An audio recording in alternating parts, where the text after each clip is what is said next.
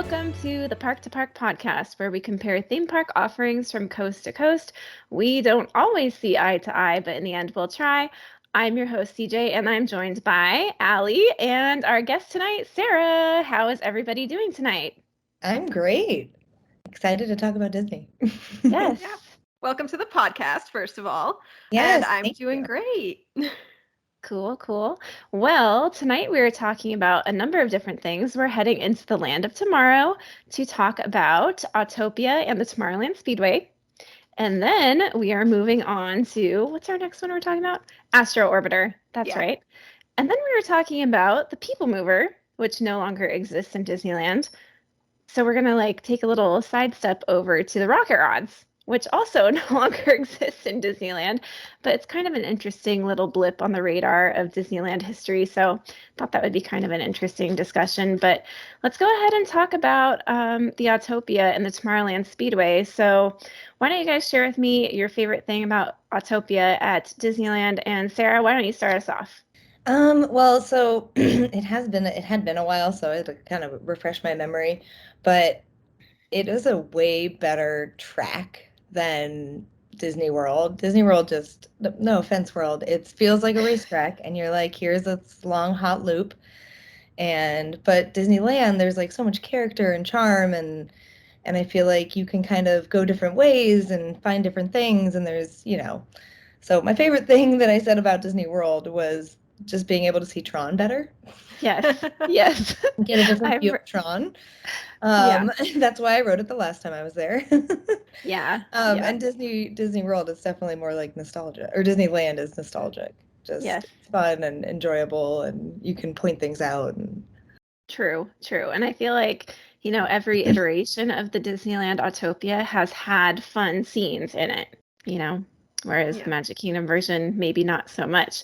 Allie, what about you? Your favorite part of Autopia and the Tomorrowland Speedway? Yeah.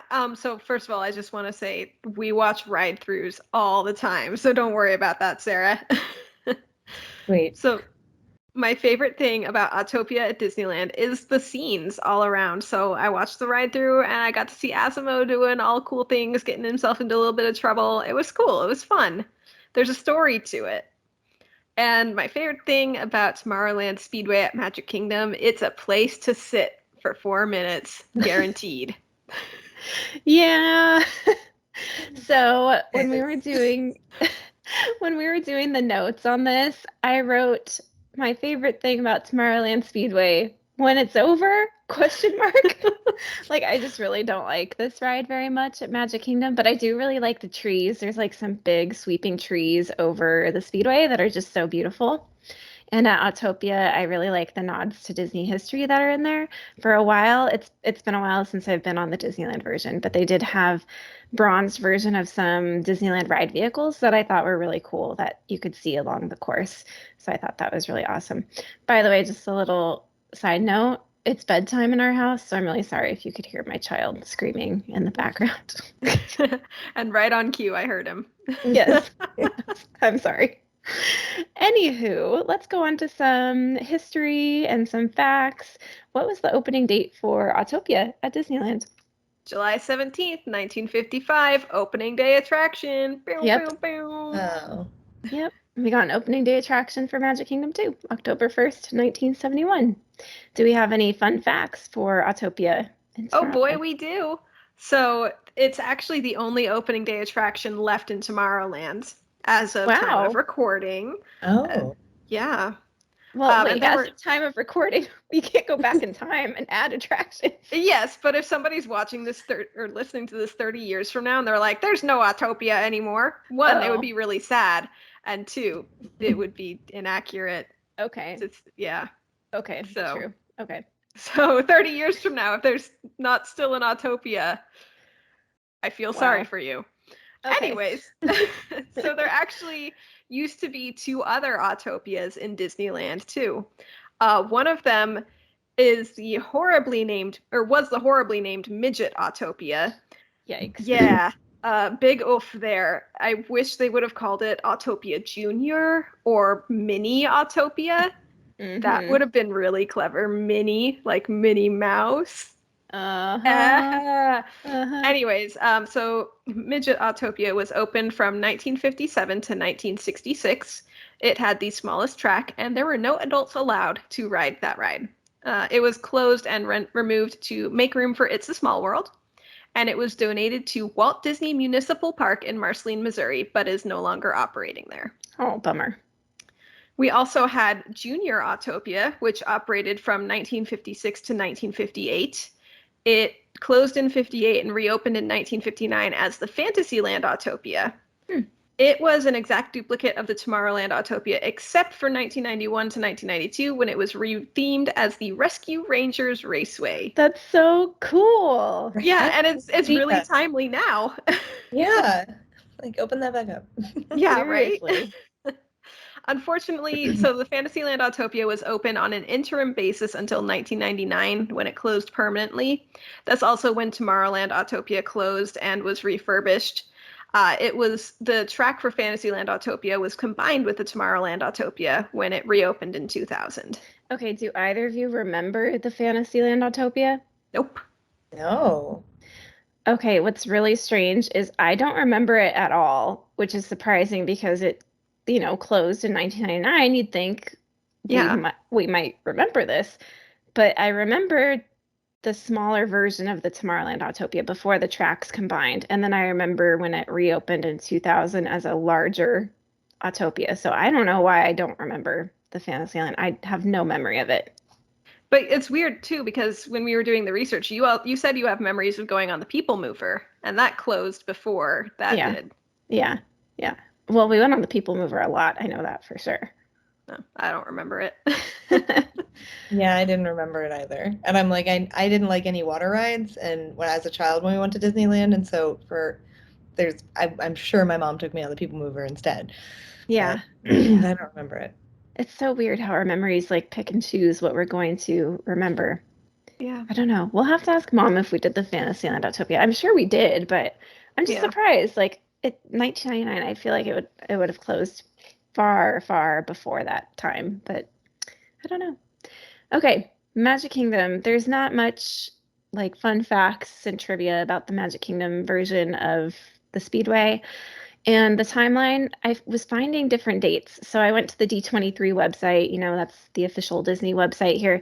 So it opened October 1st, 1971 as the Grand Prix Raceway. Then in September 1996, it was renamed the Tomorrowland Speedway. 1999, it was the Tomorrowland Indy Speedway. And then in 2008, it dropped Indy and was just Tomorrowland Speedway. And that's what it's called today. So some other websites had conflicting dates on the naming there, but I decided we're going to go with the D23 website as the official Disney website for the names there. So let's talk about location. Where is it located? Yeah, in Disneyland, it's in the corner of Tomorrowland near the Star Wars Launch Bay, the Tomorrowland train station, and Finding Nemo Submarine Voyage. I think that's the official name. The Submarine Lagoon. It's over there. What I think is really cool about the location of the Disneyland Autopia is it's kind of, we've talked about it before, it's the layering. You kind of go over and around the submarines, and when the People Mover was operating, the People Mover went over it, the monorail goes over it. You get that layering effect, which we don't see so much in Magic Kingdom. I also have a fun story about the Tomorrowland train station and the Autopia. So one night I was in line for the Autopia, actually getting ready to board a car, and I saw all this smoke from the Tomorrowland train station. A trash can at the train station was on fire, like fully ablaze. And this cast member from Autopia like dashed across the Autopia tracks. He was like, "Stop!" And all the cars like saw him running across with a fire extinguisher, and he like jumped over the little fence and put out the fire. Wow. You watched that all go down. We did. What? Yeah. Hero cast member. Yeah, I mean there were all these bushes around, and like, I think they're gas-powered engines, right? On the Autopia cars. That could have been And combustive. California is like perpetually in a drought, so that could have been really bad. Yeah. Yep, that's my fun story about the Tomorrowland train station on the Autopia. Anywho. Okay, Magic Kingdom. It's also located on Tomorrowland, but it's kind of on the border of Fantasyland near the Mad Tea Party. Also near Tron construction, we get a really great view right now, and kind of near Space Mountain and the train station as well. Yeah, when I was there in March and I rode the teacups, it was really jarring to get off the teacups and be like, "Oh, yep, there's the Tomorrowland Speedway." Like it's weird. It's Yeah, it's definitely not like a good transition. right out of fantasy and into reality. Yeah. Yes, smell the fumes. Yeah. Yeah, it's not fun. Not fun. Let's talk about the queue. I think the queue is a big difference between these two. Yeah, so the Disneyland queue starts and ends outdoors uncovered. Of course, it has to end outdoors because you have to get in the car. But there is a covered section and there's also a show building. And I have a lot of memories of when Chevron was the sponsor, where there were animated dioramas featuring the Chevron cars. And there was one where, they're stuck behind a car at the red light and they're like, oh my gosh, this light's been red for so long. And then it's finally green and the car in front of her is asleep and doesn't go. And she's like, oh no. And then it turns red again. Yeah, so I have a lot of memories of that. But Chevron is no longer the sponsor. It's Honda. And I think there might be Asimo doing shenanigans in those little diorama features. Yeah, I always liked those dioramas, and it's got that big like Jumbotron playing like cartoons outside. Yeah, and I Yes. want to say they have like dumb jokes, like they dropped the jelly and the freeway's jammed. Yeah. Yes. Meanwhile, Magic Kingdom, the queue is entirely outdoors. It's pretty bad. It's brutal. Yeah, it's not a fun wait. It's partially covered, but it's pretty much outdoors. Lots of switchbacks. And then eventually you like cross over the ending of the track to get down to the cars in the load zone. There's really not much to entertain you. You're just looking at other people in the switchbacks and looking at the cars for a little bit. Just smelling the fumes. Smelling the fumes. Watching the teacups, maybe. It's not fun. Not a fun experience. All right, let's talk about the design of the ride vehicles and the number of ride vehicles, stuff about the ride vehicles. Disneyland, let's go. Yeah, so at Disneyland, we are on Autopia Mark 8. So the Autopia opened in 1955, and by 1958, they had gone through Marks 1 through 4. There was a lot of wear and tear on those early versions. Also, the early versions didn't have that center bar to keep you going on track, so people could just drive and crash wherever they wanted to. It was kind of like Autopia bumper cars. Not great. So they did add that bar in the middle to keep you from driving off course. Um, the Mark 7 cars lasted from 1967 to 1999, and now we are on Mark 8. Their top speed is about 7 miles an hour, and I couldn't find a definitive source on how many cars there are. I found one that said 96, and there was one that said 180, and I am not going to go on Google Maps and attempt to count them. Over at Magic Kingdom, we're on the Mark 7 vehicle. So the authentic one's from like 1967. So if you look at the design of the body, it goes back to 1967. I think they look pretty cool, but they do have the Speedway stickers on them, so they kind of look like race cars. I found a source that said there's 146 of them.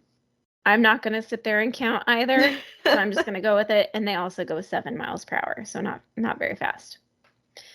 Now let's talk about the route. Allie, the route of Disneyland is very interesting. It is very interesting. Paint us a picture. I will do my best. So the route is about 0.4 miles long, and it takes you 4 to 5 minutes to go through it. You board your vehicle, you buckle up, you reach your foot to the gas pedal, and you make a left turn before the train tracks where you see what looked like a hot air balloon. And Asimo, the Honda robot, and there's a little car next to him. And you drive along Route 55 near the monorail tracks through some very, very tall trees. It feels like you're in a national park. Mm-hmm. And you see Asimo with a camper. And then you pass what looked like a water tower. The ride through, he drove by pretty quickly, and there was some stuff sticking out of it. Pretty quickly at 7 miles per hour.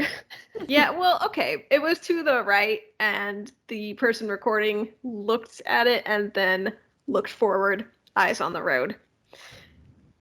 From there, you go under the former People Mover tracks and the monorail tracks, and then onto a bridge over the Autopia. Then you loop around and go under the bridge that you were just driving on. Mind blown. At this point, you are driving towards the Matterhorn, and you get a really nice view of it. Mm-hmm. You go past what looked like a very distraught Asimo, his arms were kind of goalposting. It was weird. And then you go off-roading. It's rough and rugged terrain, and then suddenly you're turning sharply. Wait, wrong ride. Then you go on. Then you go onto a bridge, go around past the submarine lagoon, where you see the show building where the queue was, and Asimo putting up a billboard advertising an airplane. And then you're in the queue, the stop and go to drop your car off for the next lucky driver. Yeah, so you mentioned the hot air balloon and the airplane and stuff. He's exploring different types of vehicles while you're driving. Yeah, so there's a story. It makes sense now. It does. And I didn't realize that it was 2 tracks that eventually became one. I've only ridden it as the 2 tracks as one. So there's actually 4. There's 4 tracks. Yeah. They all pretty much follow the same route. 2 of them go next to each other, and then the other 2 go next to each other, and they both follow the same basic route. You see the same things, and there's the off-road course on both of them. Yeah. And they usually only use those first 2. Only if it's really crowded, they use those other 2. Yeah. Yeah. Usually I only get that one. Yeah, it's normally the red side. Yes. I feel very lucky if I get anything other than the red side. Yeah. I think for a while they were doing Fast Pass was the other 2. That I don't even know what colors they are. But green, yeah, the Fast Pass queue. Yeah, I think it's red and blue, and then maybe green and yellow. Yeah, something like that. So I think they were doing Fast Pass for the other 2, and then standard for the red blue. But I'm not sure on that. I'll have to check it out when I'm there next month. Yeah. Felix just got tall enough for that before the parks closed, so we only went on it like twice before everything closed. But anyways, okay, Magic Kingdom is far less interesting. There really isn't a story to it. So it is 0.4 miles though, and just there's a lot less that you see. It's the same distance, and it's about, just under 5 minutes. You take a left turn past Space Mountain Gift Shop. You go under the People Mover, past the Tron construction, underneath part of the Speedway tracks, and you make a whole bunch of smaller turns by some greenery towards the Tron construction again. You get a view of Space Mountain and the People Mover. You go back over the Speedway alongside another part of the Speedway tracks, past Dumbo on the right, a final left turn underneath the last stretch of the queue, and then you're back at the unload zone. That's it. That's dull. Yeah. It's a lot of greenery that you're seeing. A lot of Tomorrowland. And see, you say a lot of greenery, and I strongly disagree, because the Disneyland version has a lot of greenery. And I watched the ride through of the Magic Kingdom version. There was not a lot of greenery. True. So the story, Allie, on Disneyland's is... Yeah, you kind of touched on it a little bit, whereas Asimov exploring different forms of transportation, and it does feel like just a drive through a national park. And Magic Kingdom is like racetrack, I guess. Which, I guess is Florida themed, because, like the Daytona races are pretty popular. There's no music. Yeah, just car noises at Disneyland as well. And then height requirement. Yeah, both parks, 32 inches to ride with another person, or 54 inches to ride alone, which I get that you're tall enough, but for a long time, it was very hard to reach the pedal. Yes. Yeah, I remember that being that 54-inch height requirement to ride alone. I was still struggling. I think it depends on your personal anatomy and how your legs and waist are built. Yeah. But what I think is cool about the Magic Kingdom version is there's these bleachers on the backside that you can sit in and watch if you don't want to ride or you can't ride. Yeah, there's no bleachers at Disneyland. You can go up the stairs at the exit or the ramp. I think it's a ramp. It's a ramp, yeah. Yeah, and you can watch the loading and unloading zone and wait for your party there, but you don't get to like watch them drive around. No, but you can over by Matterhorn. You can watch the off-road section goes pretty close to the yeah. fence. Oh. That's kind of cool, but you got to time it right. And honestly, it's kind of hard to call them when they're on the ride. Yeah, don't text and drive. Hands free. Okay, during fireworks, what's the status? Oh. Disneyland is open, but the views are probably not the best. Honestly, Magic Kingdom's open. I haven't been on it during fireworks. So I'm assuming you can probably see them, but I don't know for sure. Sarah, do you know? I have never been on it during fireworks because I feel like that's the last place I'd want to be. So. It's the last place I want to be at all times during Magic Kingdom. It's going to be loud. You're going to hear the motors. You're not going to hear the music. You might see the fireworks, but of all the other places. And that's a ride where you have to look where you're going. Otherwise, you're going to need to see the chiropractor afterwards. Clunk, So clunk, clunk. Yeah. Okay, status during the rain. It's open at Disneyland. Really? Yeah, I found a list that said these are the attractions that close during the rain. And Autopia was not on that list.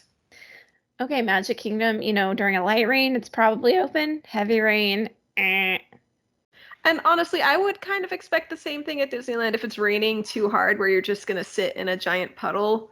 They're probably going to recommend, I at least would recommend that Disney closes it at that point. So, yeah. And then final category is their lightning lane. Yes. And yes, for Magic Kingdom also. And that's another one where it's pretty readily available. So that is that's our last category for Speedway and Autopia. So now that we've got the facts laid out, it's time for our showdown on the car attractions of Tomorrowland. Can we see eye to eye? Does one side stand out above the crowd? So which one of you wants to go first? I can go first. Okay. Go for it. Tell me your thoughts. I feel like it's a clear Disneyland Autopia. I don't, it's a clear winner in my eyes. Yeah. Yeah. I think this is a clean sweep for Disneyland. Yeah, I think it was pretty clear for all three of us from the beginning when we're talking about our favorite thing about the Tomorrowland Speedway. It's a place to sit. You can see Tron. I like getting off of it. Like, it's just it had potential to be so much better, and Disney was just like, nah, we're gonna do this, and they did, and everyone says why. What do we think they can do to make this attraction better? Plant more trees. Okay, Sarah, what do you think Disney can do? More shade wouldn't hurt, especially with Florida, but some kind of better theming. Like, I don't know where you go with that because I'm like, you can't go Cars because that's just, you can't compare that to Radiator Springs. So, right. But yeah, just better theming something to look at. Yeah, I don't understand how Disneyland got like the Honda sponsor with the Asimo thing, and they've like really nailed that in there, and it's really well done. And then Magic Kingdom is like stuck on the Raceway, Speedway, Indy 500. Like, why are they still going with that? Yeah, but they can add a story there. Sponsor that is like from a race car, world and do something. Yeah, and I've heard rumors about like Wreck-It Ralph, make it like Sugar Rush themed. Like they could do something really cool with that. That would be fantastic. Oh, there you go. And they can paint the cars really cute, and they could have some interactive stuff in the queue, like build your character or whatever. I don't know. They could put the Fix-It Felix machines in there too. Well, there we go, solving Disney's problems yet again. Yeah, again. We do this all the time. All right. Well, now that we've put our pedal to the metal here, let's move on to Astro Orbiter. Let's blast off here to Astro Orbiter, and let's start with our favorite things about Astro Orbiter. Which one of you wants to talk about your favorite thing at Disneyland? I can go first again. Go for it. So I think one of my favorite parts about the Astro Orbiter at Disneyland is that you can see it close up. Like you can just Oh, walk up to it and you can enjoy it. Whereas I feel like Disney World, it's kind of far away, although it's beautiful. But mhm. Disneyland, you can really you can see it better. So I like that. That's a good point. And I think for, little kids who might be like hesitant to go on rides, they can like actually see what it is and be like, oh, I can handle that. Yeah. Yeah. Allie, what about you?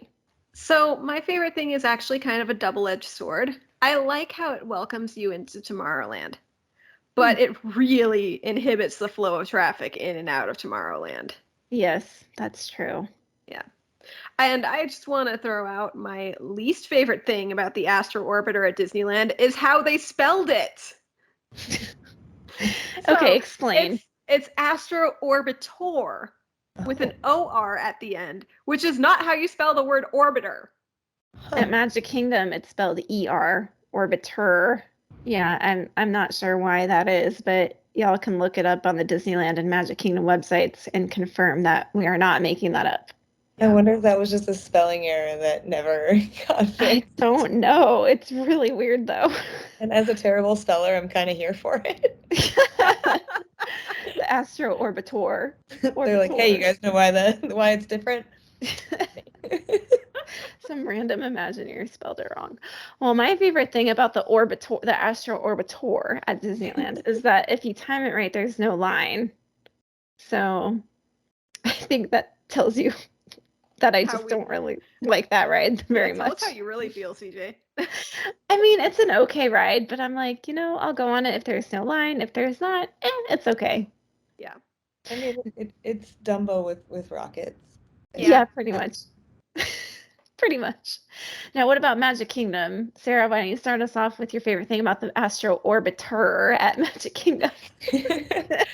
My favorite thing is actually how intense it is. Because it looks like Dumbo, and you're like, oh, I can handle that. And then you get up there and you're like, oh, you're pretty high.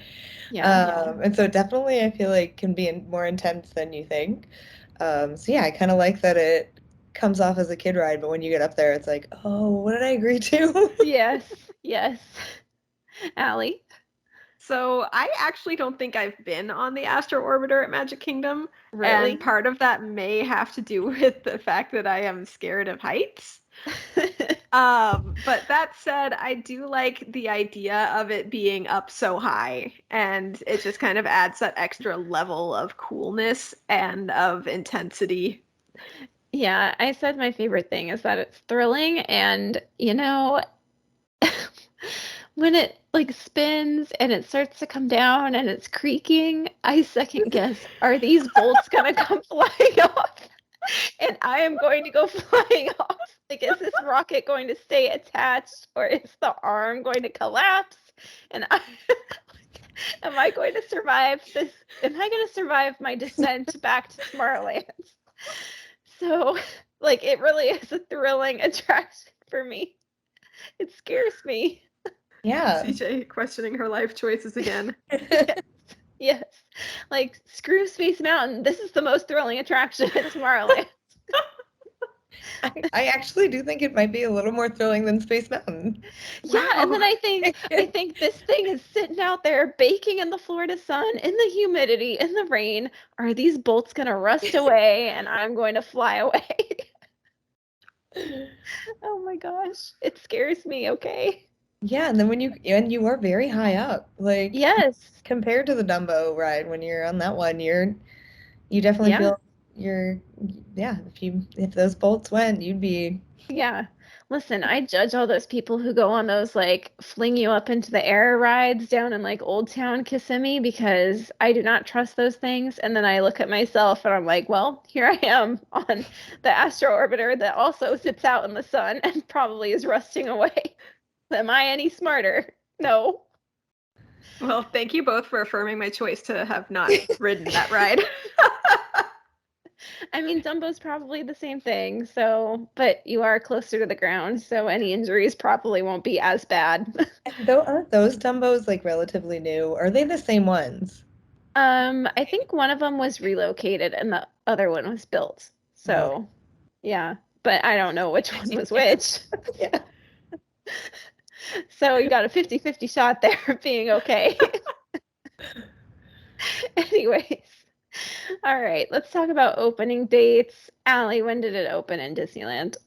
March 24th, 1956, and it was called the Astrojets. Okay, I could have sworn this was an opening day attraction, so It was not. you taught me something. So thank you. You're welcome. I feel educated now. Magic Kingdom is opened November 28th, 1974 as the Star Jets. Fun facts, history, and trivia. Allie. They changed the names to what they are now. Yes. Yeah. And I am actually going to explain part of that. All right. Okay. So, Educate us. yes, this is an educational podcast. Okay. So, at Disneyland, this ride has moved twice. Wow. First, it was between the submarine voyage and Rocket to the Moon. Okay. And wait, Rocket to the Moon is like kind of where Pizza Planet is, roughly, I think. Yes. Okay. Yeah, it's somewhere around the Like Space Mountain area. Yeah, I was gonna say Innoventions, and I know it's not Innoventions anymore, but that building. Okay. Ish, yeah. Okay. So the Astro Jets became known as the Tomorrowland Jets from 1964 to 1966.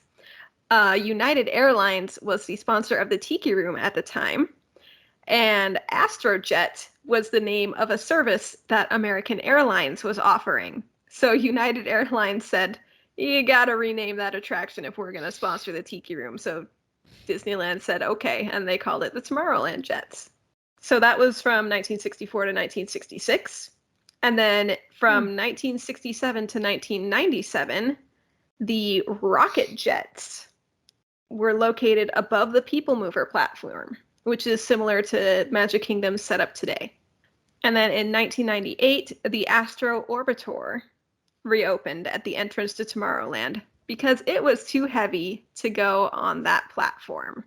What exists now on that platform is called the Observatron sculpture, and it's made from the remnants of the rocket jets, just kind of done up differently. And it's supposed to do things every 15 minutes, but that platform is apparently where Disney attractions go to die because it only works intermittently, if at all. Yeah, I don't know that I've seen it do anything in a long time. Yeah. And I was reading this on Wikipedia and I was like, oh yeah, that did used to do a thing. It used to spin around. Yeah. And there was music. It was like a homing beacon for the aliens or something. So clearly when they had to like refurbish it, it got too heavy to stay where it was, which only makes me question the one in Disney World more. Right? They're like, it's too heavy to keep it up here. Let's move it down there. Yeah. It's just a thought there. A lot of questions. So there's not a lot of trivia for the Magic Kingdom version, although I have a lot of questions now. It was formerly known as the Star Jets. It became known as the Astro Orbiter in February of 1995. There was a big Tomorrowland refurbishment between 94 and 95, so that's when the name changed. The Star Jets used to look like space shuttles, and I was looking at a picture of them. They looked pretty cool. The location, Allie, tell us. It is right at the entrance to Tomorrowland from the hub area. You literally cannot miss it. Yep. Magic Kingdom, it's on that platform right above the People Mover. Okay. And it's a pretty view in Magic Kingdom when you walk in, and I mean, I actually do like it at Disneyland too. Like I said, that you can just see it better, but yeah, at Magic Kingdom, I feel like it makes it all like a better ambiance of tomorrow.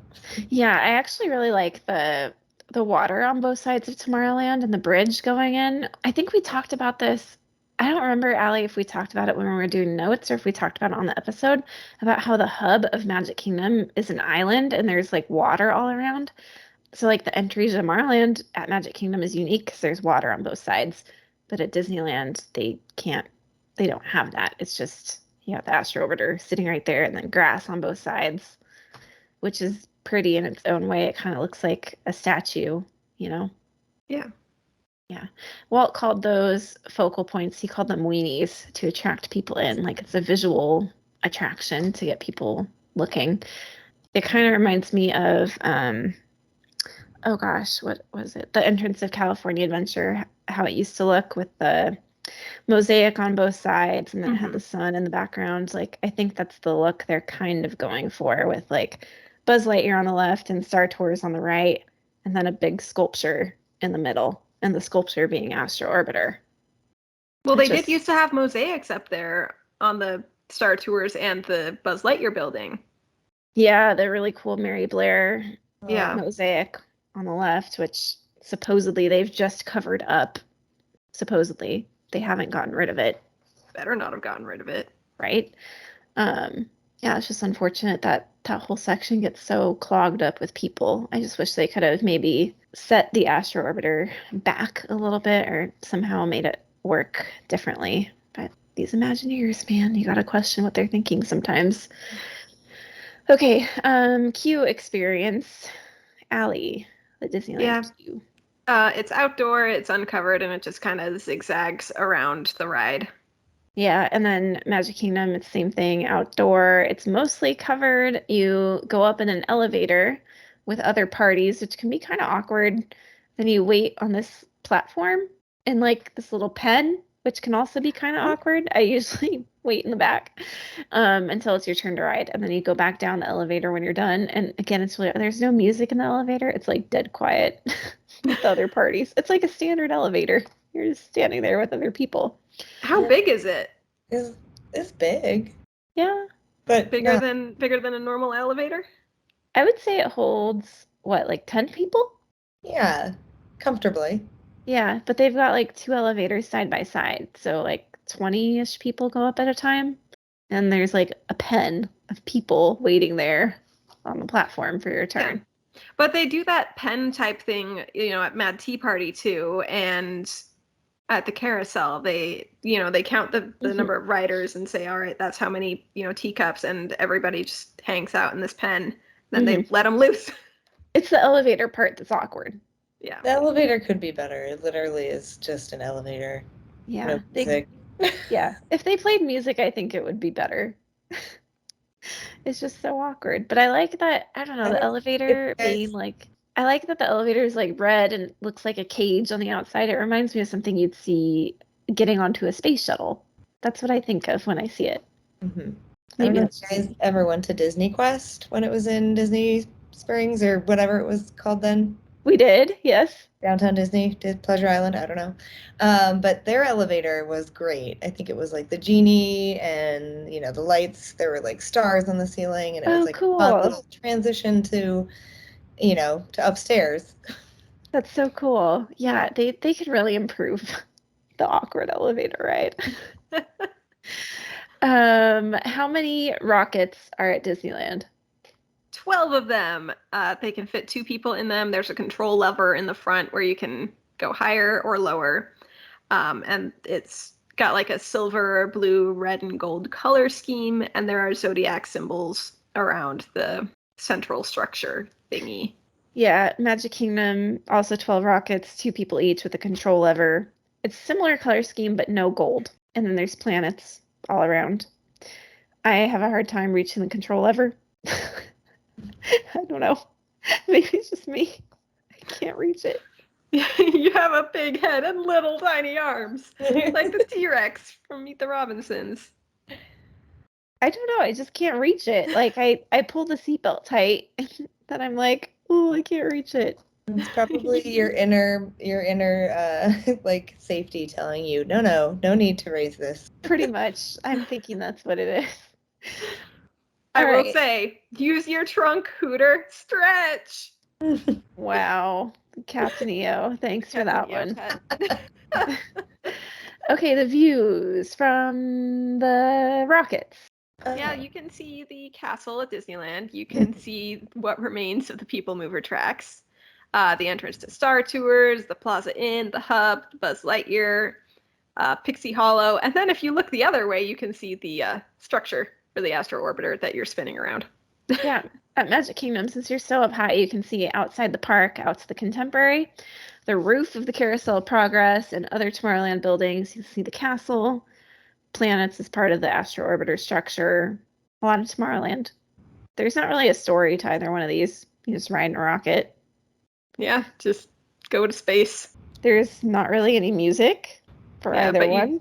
you do get the spiel of like pilots prepare for liftoff to make your rocket ship fly higher. Then they give you the instructions and they welcome you back and call you a pilot, make you feel special. I really like the spiel actually because I don't recognize that guy's voice from any other attraction. I don't know. Do you guys recognize his voice from anywhere?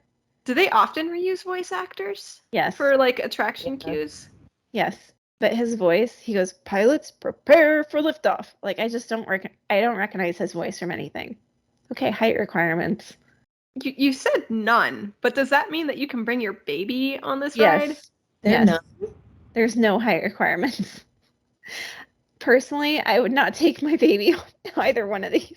That seems a little bit dangerous. Like I understand taking like a small child, but I wouldn't want to take like an infant on this ride. Yeah, I took Felix when he was about 1, and I said, it's going to be a while till I take him on this one again. Yeah, it was a frightening experience. I would wait until they're a little older and can sit on their own confidently. Okay, status during fireworks. Disneyland, it is open, and you can get a pretty good view some of the time when you're in the circle. Magic Kingdom also open, and you get an excellent fireworks view while you're waiting on the platform and while you're on the ride. In fact, that's one of my favorite memories from Magic Kingdom. Status during the rain? Closed unless it's light. Yep, same Magic Kingdom. And no lightning lane for either one. So that brings us to the showdown for this particular attraction, the Astro Orbiter and the Astro Orbitor. So which one of you wants to go first on this one? Are you team ER or are you team OR? I'm gonna have Sarah go first on this one. I am team ER. Magic Kingdom, Astro Orbiter. All right. What are your reasonings for this one? I'm liking the thrill factor, even now, the double added thrill factor of actual possible death. No. But no, I do think it's just it's better views, more thrilling. I like it. Okay, Allie. Okay. I don't like either one, to be honest. And the thought of the Magic Kingdom one really scares me. But I think I will say Magic Kingdom because it does not block the flow of traffic in and out of the land. It's much better placed. So it's not that Magic Kingdom is necessarily better. It's that it's less worse than Disneyland. Look, I'm not a fan of this ride. Magic Kingdom one scares me, but it is in a significantly better location. Okay. It's going to be a clean sweep for Magic Kingdom. Yeah, I'm honestly scared of Magic Kingdom. I think it's the scariest ride at Magic Kingdom, and that's not an exaggeration for me. Every time I'm on it, I hear the creaking and I feel the creaking, and I'm like, I should not be on this ride. I'm going to die. I should have said goodbye to my children and hugged them a little tighter before I got on this ride. Wow. But yeah, it's a fun ride, and I like that it's up on the platform and it's not too heavy to be on the platform. Apparently. Supposedly. And there's not like an homage to dead attractions on the platform. It's an actual ride on the platform. It's not like clogging up a walkway like Disneyland's is. And also I don't like the gold color of Disneyland's ride. Like the gold color is a holdover from when they thought that all of Tomorrowland and Disneyland needed to be redone in that ugly gold color, including Space Mountain painted that ugly gold color. So to me, it's like... I don't mind the gold color if they did it like Disneyland Paris, which I haven't been in person, but from the pictures I've seen, like if you can do it right, but I do agree that if the whole land isn't, and you can't, no, don't mess with Space Mountain. But yeah, if you can't do it all, then don't just do. Yeah. It was, that's like the final holdover from like the 1998 remodel of Disneyland Tomorrowland. And it's just, it does not look good. But yeah, I think Magic Kingdoms fits in better with the whole vibe of the land. That's for sure. All right, let's move on to our final Tomorrowland attraction of the evening, the People Mover slash the Rocket Rods, which are both dead at Disneyland. So let's talk about our favorite things about the dead attractions at Disneyland as we reminisce on attractions that once were. Allie, tell me about your favorite things about these old attractions that no longer exist. So I know I rode the People Mover. However, I was not yet 4 years old when it closed, so I think you'll forgive me for not having any coherent memories of it. I watched a ride through, and I really liked the World of Tron section, which I know was not always there, but I liked that it made you feel like you were actually in Tron, and I feel like that was pretty innovative for the time. And I also liked the views of the Matterhorn and the gaping hole in the Matterhorn for the Skyliner. And then for Rocket Rods, I know we went on it. I don't remember a lot about riding it, but I remember having so much fun riding it. Yeah, it was a really fun ride. Sarah, what about you? So yeah, I also don't remember writing it, and I wonder if we watched the same the ride through video because I totally loved the Tron part, and it just was like yeah, I felt like it was a fun little added, it made you feel like you were going faster than you were, and just a fun little you know, added part to the ride, but. Yeah. But the views again were very pretty, and yeah, the Matterhorn view, and just, I love the People Mover just for the fact that you can people watch while on the People Mover. So Yeah. yeah. For me, I like that the People Mover is relaxing. And I also think that Disneyland, particularly, was a really good example of kinetic energy in a land being used really well.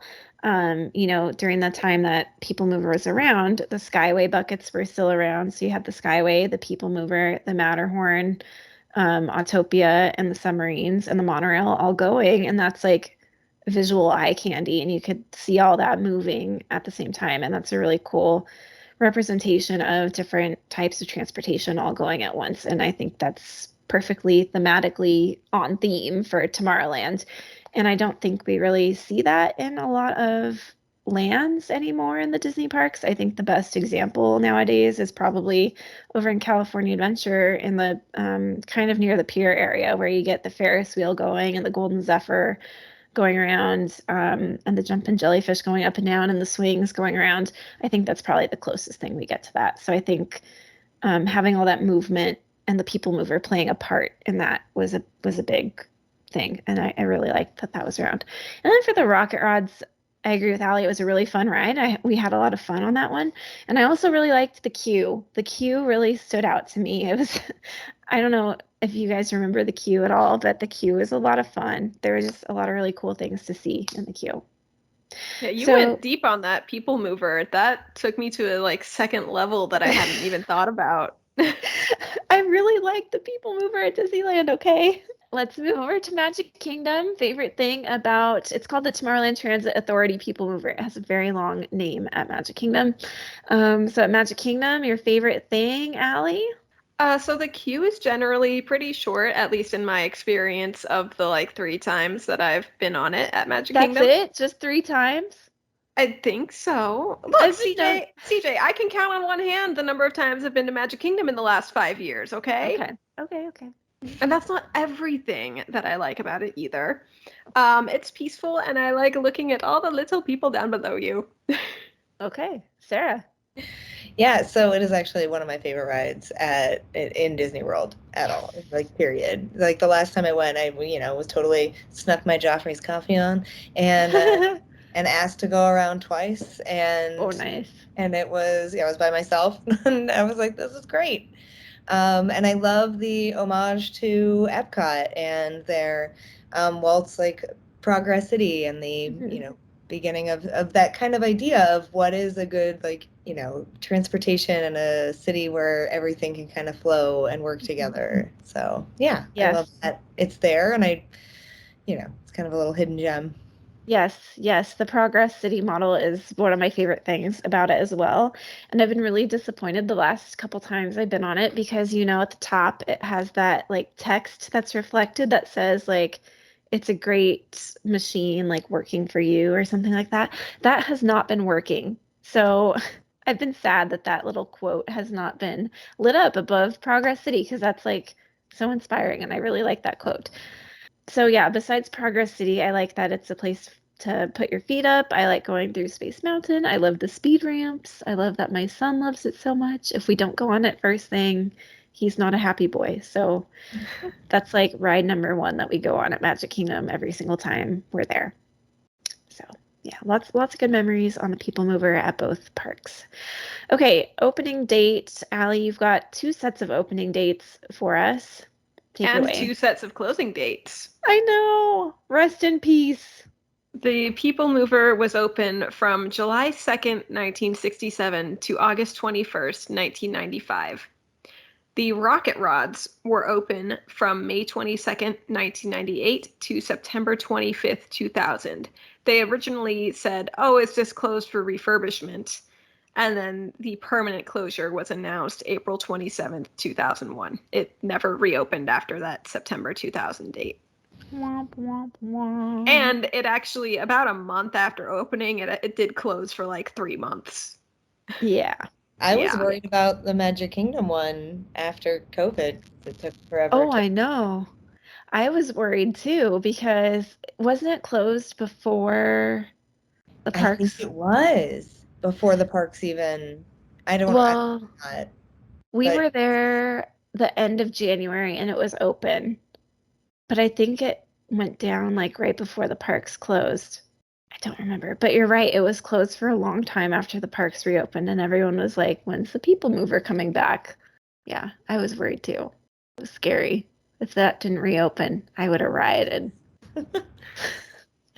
Okay, Magic Kingdom opened the People Mover July 1st, 1975. It was known as the Wedway People Mover back then. Of course, WED was Walter Elias Disney, and that was the original name for Walt Disney Imagineering. So I have some not fun facts about the People Mover. There were actually 2 people who were killed at Disneyland as a result of jumping between the People Mover cars. This is why it's very important when they tell you to remain seated at all times that you listen to them. Another person broke several bones falling from the track, but hey, they got their Mickey ears back. The Mickey ears had fallen off and they jumped off to get it and then they fell. Wow. Yeah. So now for some actual fun facts. In 1996, after the People Mover closed, there were Toy Story characters that sat on the tracks as part of the promotion for the Toy Story Funhouse attraction. I remember that. I think I do, but it's very faint. There used to be retired People Mover cars located outside of Team Disney Anaheim. I think, okay, Team Disney Anaheim is that green building off the Yes. 5 freeway. And there's a little cafeteria out there backstage behind Toontown, which is behind Team Disney Anaheim. And there's a cafe called the Eat Ticket.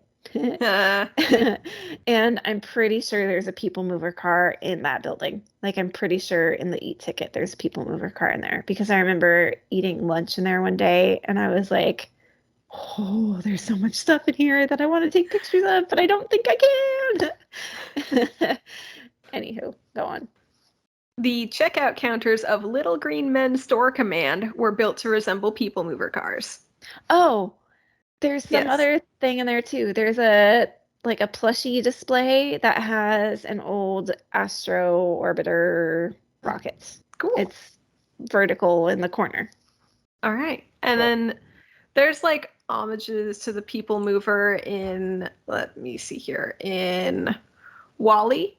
And also it's featured in Disney Epic Mickey in Tomorrow City.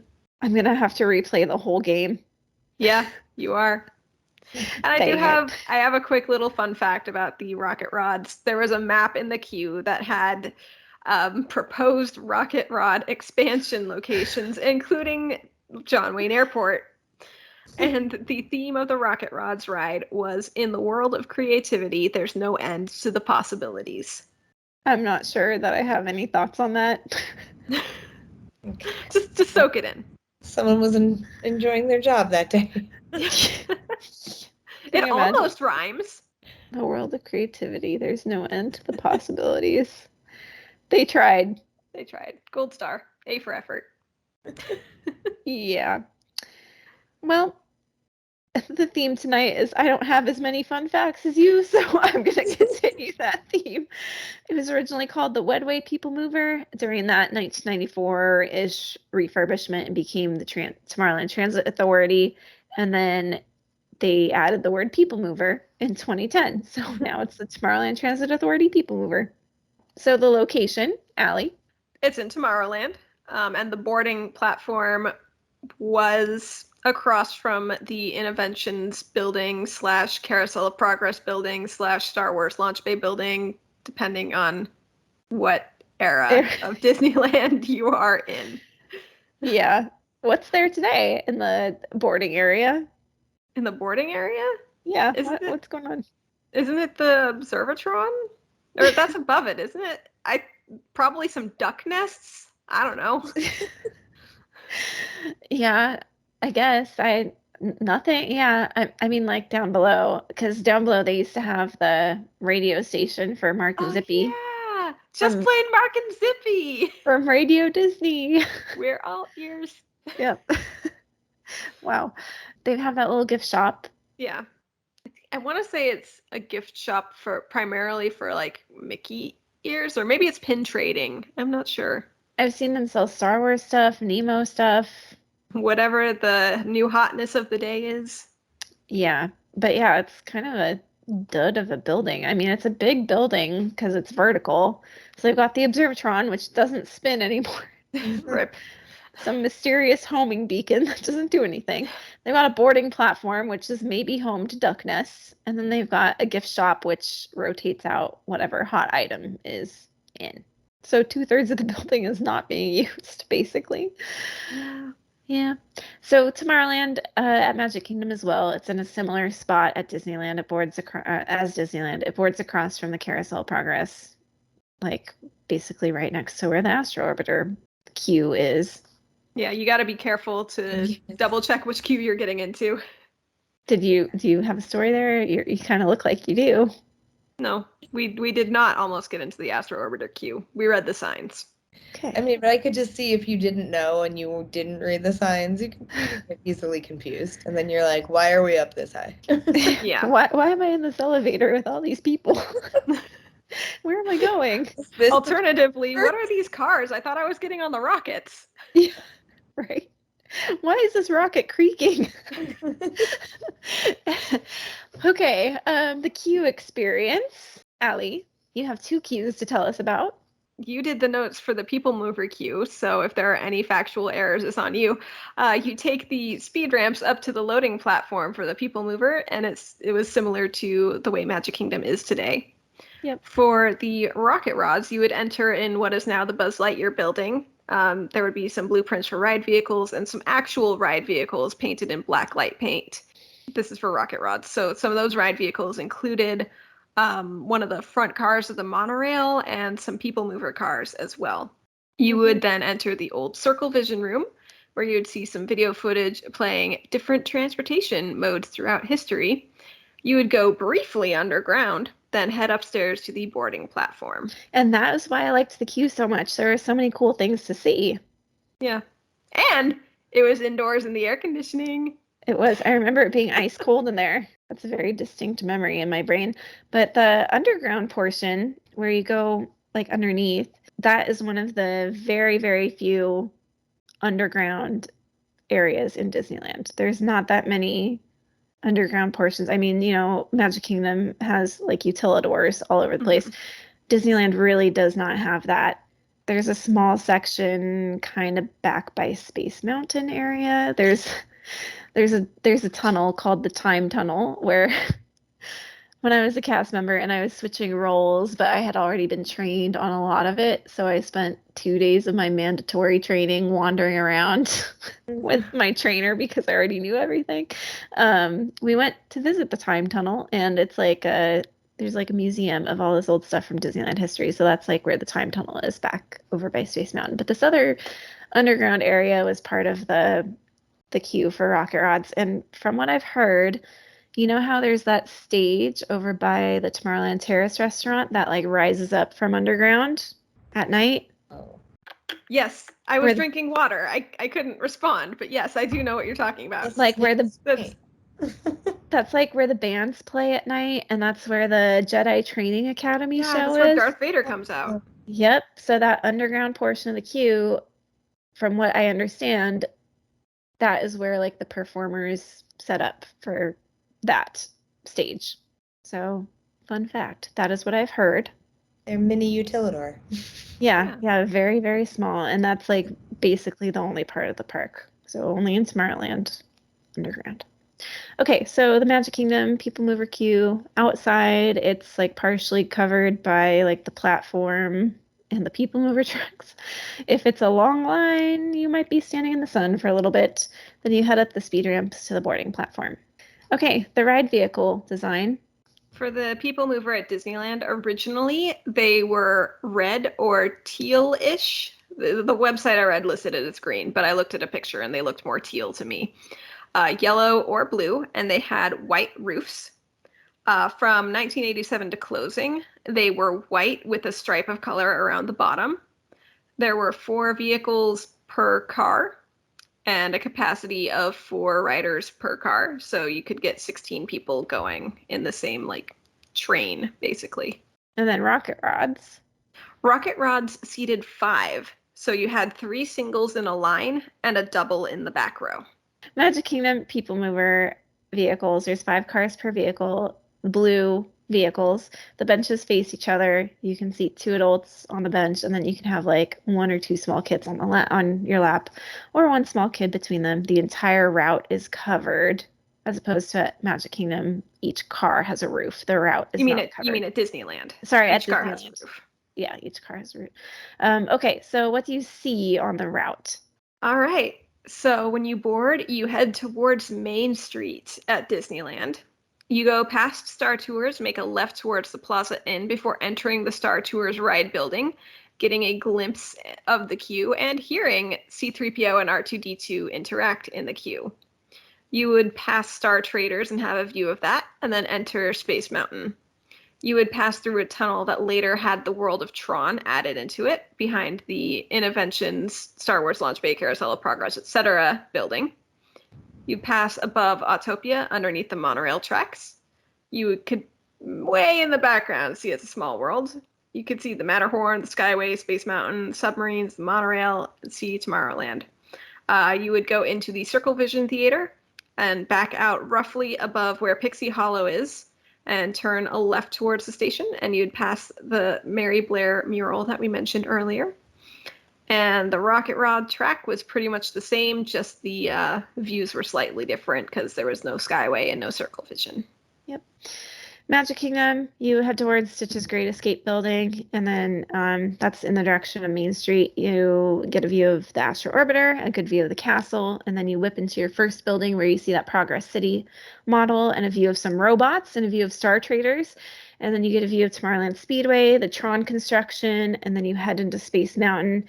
And then after you go into Space Mountain, you come back outside where you see Tron construction again, the Speedway, Astro Orbiter. You pass by the Tomorrowland bathrooms and the Carousel Progress building before heading into the Buzz Lightyear building. You get a scene of a futuristic woman getting her hair done. And by the way, one time at the D23 Expo, I saw somebody cosplaying as that woman. And I was like, I wonder if anybody knows who that is, because I do. And that's a really like particular person to be. Deep cut, man. Yeah. And then you look down onto the Buzz Lightyear ride, and then you head outside. You get one last glimpse of the castle before heading past Monsters Inc. laugh floor and back towards the load zone. And there's not really any story or theme to either one of these. You just ride around the land on futuristic transportation. Rocket Rods kind of had a little bit of a drag racing thing going on, for at least for the launch. They would do like the little like countdown lights before like giving you a go buzzer. And for a while, the cars did a wheelie when they launched as well. I remember that. It was cool. It was cool. Okay, is there any music on the ride? At Disneyland's People Mover, there was music and narration throughout. The Rocket Rods had a Sherman Brothers song called World of Creativity, Magic Highways of Tomorrow, which used to be the song Detroit from the movie The Happiest Millionaire, which I do not recommend. It's extremely boring. The Rocket Rods also had a version of Born to Be Wild, and both of these songs were arranged and performed by former Oingo Boingo member Steve Bartek. I'm going to have to look that up and listen to it. Which one? The Born to Be Wild or the World of Creativity, Magic Highways of Tomorrow, aka Both. Detroit? Both. I'm going to see if I can find that Rocket Rod song too. So Magic Kingdom, you hear like music from Tomorrowland, and there's audio narration from what you're seeing, and some stuff like paging Mr. Morrow, Mr. Tom Morrow, and then you hear like calling all space rangers. There's like Buzz Lightyear stuff going on. There's no height requirements for People Mover for either park. If you don't want to ride, you can watch it from wherever, but you can't really see the people on the ride. You can just watch it go by. Rocket Rods did have a 40-inch height requirement. And status during the fireworks. Open, open, open. Yep. Unless it was Rocket Rods, in which case it was probably closed because it was having a technical error. Yep. And status during the rain? We don't know for Disneyland. We couldn't find historical references for either People Mover or Rocket Rods, but let's be real, Rocket Rods was probably closed because somebody could hiccup and Rocket Rods would close. And Magic Kingdom is open during the rain. Lightning Lane, Magic Kingdom is no. So this is an interesting question for Disneyland. Obviously, the People Mover and the Fast Pass did not have overlapping years because Fast Pass started in 1999. Now, Rocket Rods opened in 1998, and I found one article that complaining about Rocket Rods. It was written more recently. It was not written when Rocket Rods was open, but it did mention that Rocket Rods had waits of 75 to 120 minutes without Fast Pass. So that implies that Rocket Rods did have Fast Pass. I don't remember. If you do, let us know on the socials or via email. We'll drop all that information in a few minutes. The other fun fact here is that Rocket Rods was the first ride to have a single rider line. I don't think it had Fast Pass. I really don't think it did. I couldn't find, I can neither confirm nor deny the presence of a Fast Pass line at the Rocket Rods. I don't think it did because I feel like I would have heard about it somewhere, but I haven't heard it. But I have heard about the single rider thing. So, okay, for this one on the showdown, because People Mover and Rocket Rods don't exist anymore, we're going to do different questions. We're first going to do Disneyland People Mover versus Walt Disney World People Mover. Assuming the People Mover at Disneyland were still around today, which one do we think is better? We've watched the ride-through. Sarah, I'm going to start with you. Oh, I mean, it's hard because I kind of love the classic Disneyland People Mover carts with the white roof. I know. They're so Right. like retro and cute. Yes, but I also just love the Walt Disney World People Mover. So I gotta go with my classic, my favorite, Walt Disney World. This question is terrible. I know. I think that I will say Disneyland because the outdoor experiences are more engaging and interesting than Magic Kingdom's outdoor experiences on the People Mover. There's more to look at, like in terms of, the Matterhorn, the Skyway when it existed, the Autopia. I think that section of it makes it the more interesting outdoors. That's a very interesting point. Is. Did I just make you rethink yours, CJ? Mm-hmm. You made me rethink mine a little. Oh. Oh no. See, okay, I do think Magic Kingdom has the more interesting inside, but yeah, because Disneyland is more interesting outside. That's a good point, because Disneyland, I feel like, was pretty dark inside.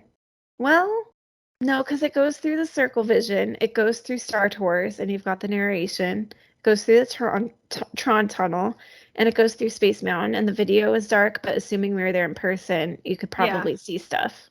And this is video quality from the 90s at best, so it was not great quality video. It was probably much better in person versus on YouTube. Okay, so, the one thing that's like getting me is the Progress City model, because People Mover was like such a Walt thing, and he wanted that to be part of Epcot, the city, not Epcot, the theme park. And so to have that Progress City model and have the People Mover go right by it, that's like, that's such a Walt thing, Arr! But you're right, to have more things to look at. Why do you do Beat this? that view of the Matterhorn. I mean, I'm gonna still stick with my Walt Disney World, even though it's hard. That's fair. You guys are making me break the tie. Oh, I wasn't even trying to make you do that, but yes. Oh crap. What do I do? CJ, we have this problem literally every time we record. I know. Okay, and then the other thing I'm thinking about is the roof on the attraction vehicles. Because, okay, Magic Kingdom has a roof on the whole thing. Yeah. And Disneyland just has roofs on the cars. And so what I'm thinking about is the roof on the track goes further than the roof on the cars. So if the sun is at just the right angle, your biscuits could be burning on the Disneyland one. Oh, this is so hard. This is the hardest one. Oh, It's crazy that we're talking about an attraction that does exist versus an attraction that no longer exists, and you are having trouble. We all did, frankly. I mean, to be honest, if it was all three, Rocket Rods was getting up there as you guys were describing more about it. I was like, oh, that sounds fun. It was fun. It was a lot of fun. I have but reached a conclusion. I have reached a conclusion. And there's one factor that pushes this one over the other one. And you guys are going to be like, that came out of left field. Okay. I'm here for it. Disneyland. And we actually didn't talk about this. It's the fact that the track at Disneyland is not just flat. There are some hills in there. That's right. You get some uphills and downhills and some banked turns. A little variety. I wouldn't say banked turns, but like Slightly. sharper turns than at Magic Kingdom. So the track itself is a little bit more interesting than Magic Kingdom. But this was like really, really, really close. This is hands down the closest head-to-head that we've ever had. That was really close. That was really hard. You guys made me break the tie, and that wasn't nice. Okay, so now the next question. They replaced People Mover at Disneyland with Rocket Rods. And I think the concept of having a fast-moving ride over Tomorrowland is a very cool concept. And it didn't work a lot of the time. It had a lot of problems. It broke down a lot. And I think they wanted to fix it. This closure that started in 2000 it was that it closed down. It was meant to be a temporary closure. And it wasn't announced until 2001 that it was a permanent closure. It was more than 6 months later. Yeah. So I think they really wanted to bring it back. So the next question here is like, a fast moving ride over Tomorrowland, assuming it works, is that better or worse than a slow moving ride over Tomorrowland? Like, do you prefer a fast moving ride over Tomorrowland or a relaxing slow moving ride over Tomorrowland? And this is just in general. It doesn't have to be like specifically about Disneyland or Magic Kingdom. So Sarah, fast moving ride over Tomorrowland, assuming it works, or slow moving ride over Tomorrowland? I guess Tomorrowland in my mind at Disneyland. And is that where we're thinking of, or are we thinking of both? Because at Disneyland, either one. You've got Star Tours, you've got some kind of fun, thrilling rides. You don't necessarily need one, but I also do feel like, in a weird way, the People Mover, although it is Walt's vision, it isn't really serving the purpose of Walt's vision. It's just taking you in a loop, and then, whereas fine, but if the Rocket Rods was like, you're in a spaceship that's space themed, so I do feel like it's a little more unthemed. But yeah, so I guess I'd say faster moving ride. That's an interesting point about it not really serving Walt's vision because you're just going on a loop. I wonder if they like built stations around the park or around the land. Allie, it dropped you off at the Speedway, because Speedway's way to fantasy. So I don't know. I like that idea. Yeah. I wonder if they can make that work somehow. I would love to see that at like Epcot. I feel like that would work thematically at Epcot really, really well. Especially when yeah, you realize that walking all the way around the World Showcase, which It's tiring. yeah, and you put yourself in that situation, and you're like, well, we're here, and the boats are done, And Harmonious is in the way, so they can't run the boats anymore. Yeah. And I feel like the People Mover's a ride that like pretty consistently works. It's not really inaccessible to anybody, and they can even keep it like ground level. They don't have to raise it up, you know? And to your point about Epcot, there doesn't even have to be a stop at every country. It could be like every 3 countries because Yeah. they're close enough together that you can yes, walk between them. I think if there was a stop at every pavilion, it would be dreadful. But having it like every couple of pavilions, I think that would be a good implementation of People Mover at Epcot. Yeah. yeah.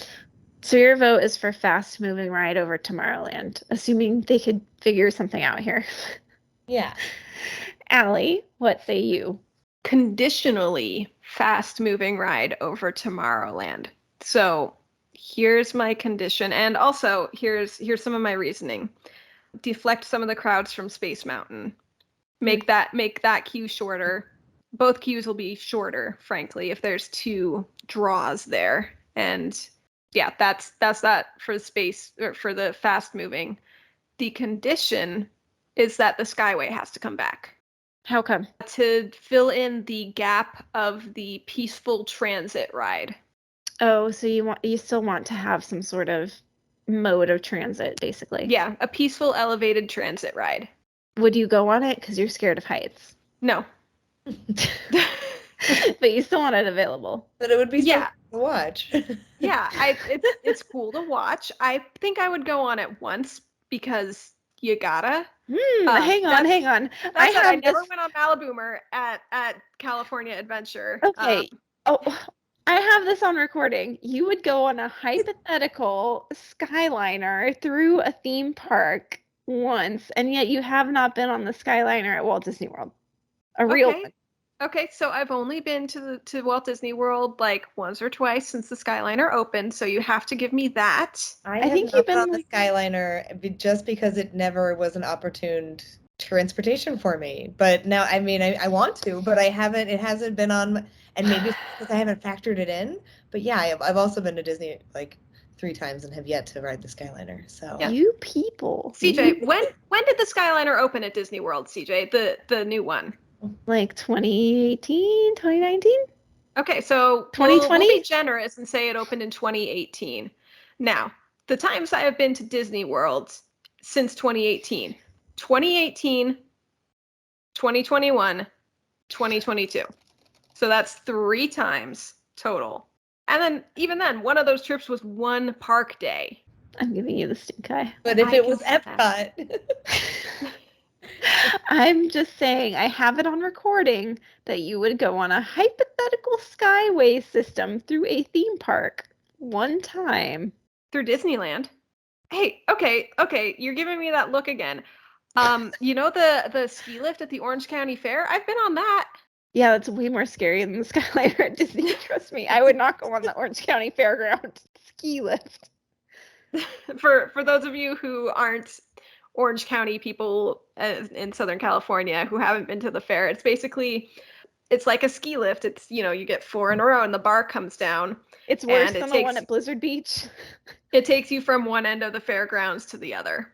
It's metal, and there's a single metal bar across your lap. It gets really hot in the summer too, which is when the fair is open. And it stops, and it's close to the beach, so it's windy every now and then. No, that's a no-go for me. The Skyliner, though, you gotta try that one.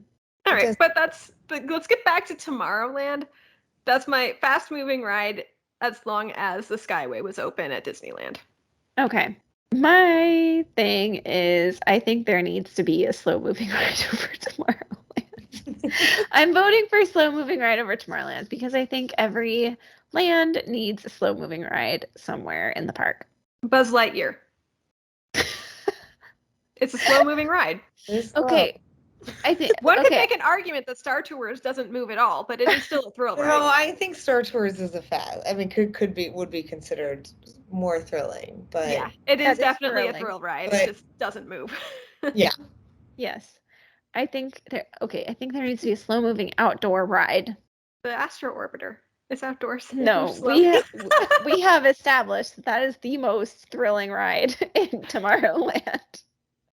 We've established that.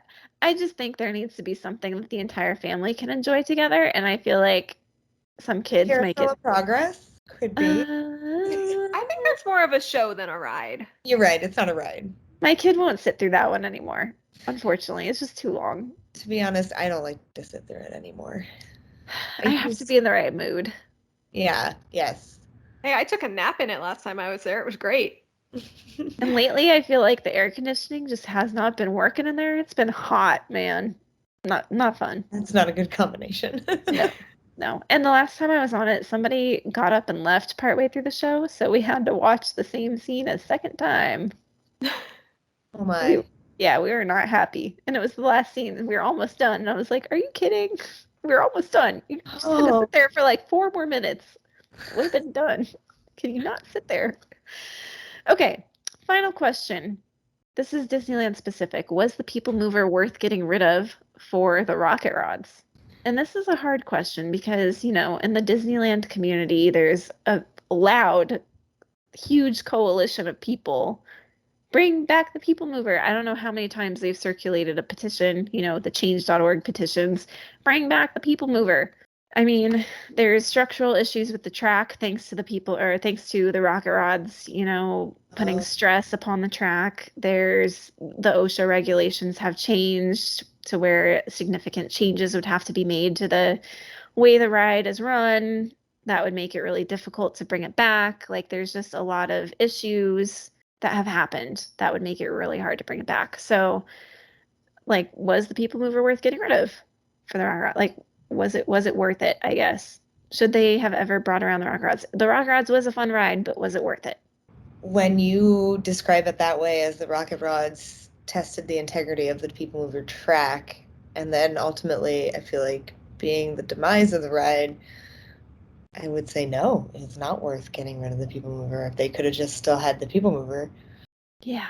Although it seemed like a valiant effort, like Rocket Rod seemed really cool, and I was totally like, oh, that theme, and like I like the countdown, and yeah, but Yeah, I just have to look back and wonder, like, what did we gain from Mhm. it?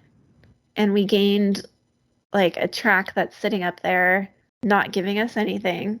Gives you shade. It gives shade. It was part of that remodel in 1998-ish that removed the Astro Orbiter and brought it to the front of the land and can't be put back to where it was because now the Observatron's up there and the whole thing is too heavy.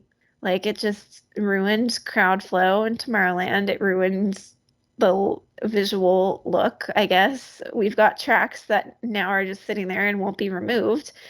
I've heard some things about how, like, the track is part of, like, the structure of certain parts of Tomorrowland, and how can they, like, remove that? So we've literally just got tracks just sitting around and they can't do anything. So, Allie, what are your thoughts?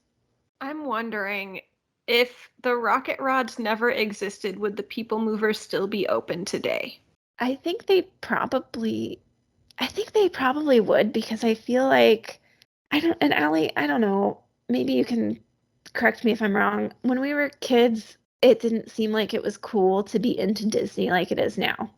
Yeah, I feel like the explosion of the internet, for lack of a better word, has made it more open for people to be, about what they're about. Yeah, and I think along with that, there has been an advent of, like, a recognition on the fans' part and the company's part of, like, oh, the fans really like these classic things and we need to preserve these classic things and maybe not touch them or change them or get rid of them. So I think, had they not done the rocket rods and had it made it to a certain year or a certain point, like a certain time in history, I guess. I don't want to call the recent years history, but I think had they made it to a certain point of time, they would still be around. Does that make sense? Yeah. Yeah, and even with the question before, which is like, is faster, and I was like, yeah, faster, and so I could totally see the mindset of, let's turn this into a faster ride. But without the thought of what will make it be a lasting ride or more classic or whatever. I mean, yeah, the Skyway in Disneyland, I kind of see that might be hard to keep, but Yeah, there were safety problems with the Skyway. People were like jumping into trees and throwing People were trash. spitting. Yeah, that was doomed to go away Yeah. eventually. Yeah, I think today's Disney fans are a lot different than the Disney fans in the mid 90s when Mid to things were late 90s, yeah. changing, you know? So I think had it made it to a certain point, I think it would still be there. And I think it would have been grandfathered in under old OSHA rules, and the rules maybe would not apply because of the grandfathering and stuff. Yeah, I mean it's unfortunate. I think a lot of people today would like to see the people movers still there. It's sad to walk around and see empty tracks, and what do they do from it? They hang banners from it to promote like Season of the Force and and stuff like that. They're promotions that they randomly have and know that like their hands are tied. They can't really do anything with it. Hindsight is 2020, and we know now that the rocket rods were doomed, but we didn't necessarily know that when it opened. So it seemed like a good idea at the time, Mhm. but in hindsight, I don't think it was worth it. I think the idea of having another high-speed ride in Tomorrowland was a good idea, but you couldn't have known that it Yeah. wasn't going to be worth it.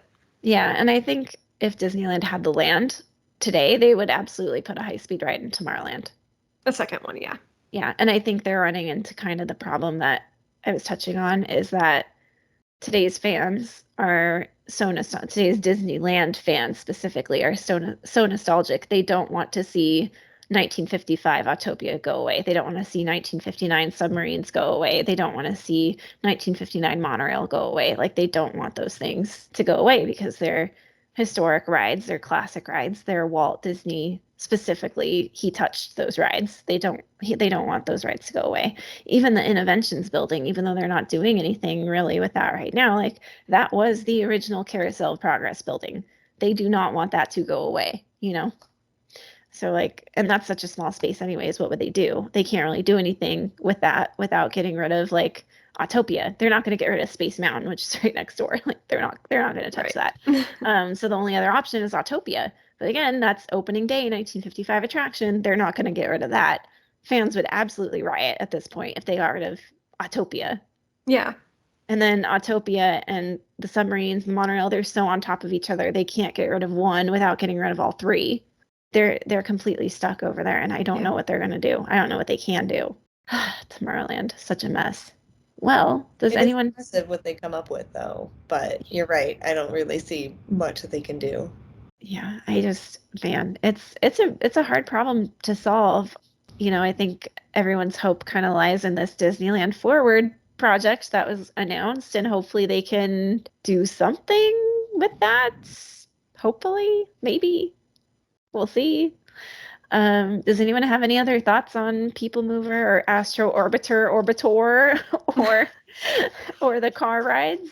Well, I have to say I had one. I brought my boyfriend for the first time to Disney, and we were riding Space Mountain, and I was so excited. And the People Mover was down, and so therefore Space Mountain had like a slight light from the People Oh, Mover light being on, which I was like, it's cool for me, but for your first time riding Space Mountain, when there's like a hint of light, he just was like, oh, that was a cool ride. And I was like, no, it's so much cooler when it's pitch black. yeah, Yeah. yeah. It is a lot cooler when it's completely dark. And he was like, "Is that's your other favorite ride?" Right? I was like, "Yes, it is." And he was like, "I'm on it now because it's broken." But Oh. Yeah. When I was a cast member, I got to do Space Mountain at Disneyland with the lights on for a special event. And I kind of found that a little bit more thrilling because everything was so close together. You don't realize how close it is. And I was like, whoa, it's so close. that's true. That would be definitely. Oh, that'd be cool. Yeah. Also, you don't realize how dirty that building Yeah. is. I was evac from Space Mountain once, and I was just like, oh, that dust bunny is the size of my fist.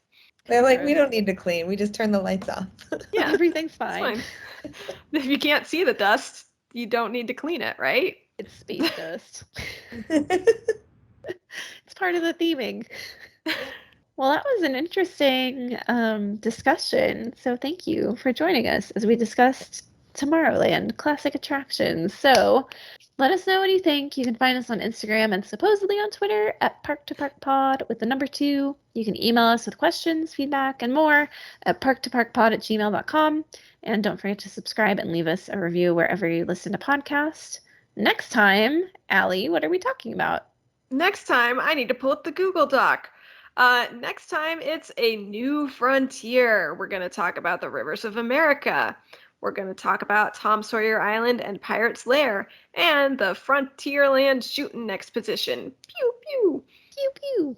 And Sarah, thank you so much Oh, for yeah, joining sorry. us. Wow, I totally CJ, blanked on being that. so rude to our guest. I was looking at the Google Doc. I'm sorry. Not rude at all. Sarah, is there any like social media that you would like us to plug for you or that you would like to share? I will tell my social media, but also I guess with a funny story. So my Instagram is Disney Stuff 69. I totally made that handle while day drunk with my friend as a outlet for my Disney stuff, and so that Nice. my personal Instagram, my poor friends wouldn't have to, view all of my fun Disney things that I'm into. But yeah, Totally so understand. Yeah, my get Disney that. friends have no idea how deep the Disney lore goes. Yes. So yeah, it was kind of a silly handle, but now we're sticking with it. There you go. Cool. Well, thank you for joining us. Yes, thank you for having me. This was so much fun. Yeah, Yay. of course. And we'll see y'all in 2 weeks. Thanks, everybody. And Frontierland. Yeehaw! Yeehaw! Giddy up.